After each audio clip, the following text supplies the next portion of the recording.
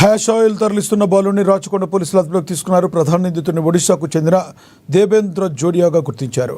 ఇక అతని కోసం పోలీసులు ప్రత్యేక బృందాలతో గాలిస్తున్నారు. రైలు దిగి వస్తున్న బాలుని మల్కాజ్గిరి ఎస్ఓటి పోలీసులు అదుపులోకి తీసుకున్నట్లుగా సిపి సుధీర్ బాబు చెప్పారు. బాలు నుండి 1.15 కోట్ల విలువైన 5.1 కిలోల హ్యాష్ ఆయిల్ను స్వాధీనం చేసుకున్నారు.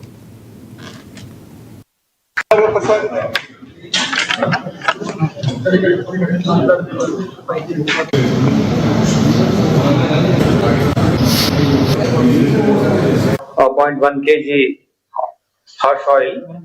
It is 1 crore 15 lakhs worth ఉంటుంది.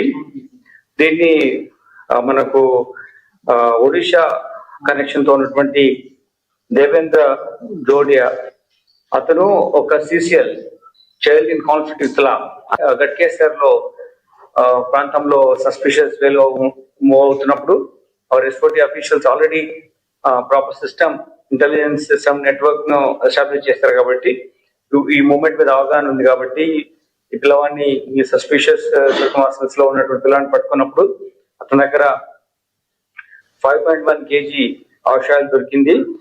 మీకు తెలుసు ఒక 50 to 60 kg of ganja different methods లో దాన్ని బాయిల్ చేసినప్పుడు దాన్ని ఎక్స్ట్రాక్ట్ వస్తుంది. ఇది దాని మీద ఒరిస్సాలో ఉంటూ ఆంధ్రప్రదేశ్ బార్డర్ లో తిరుగుతూ ఉంటాడు.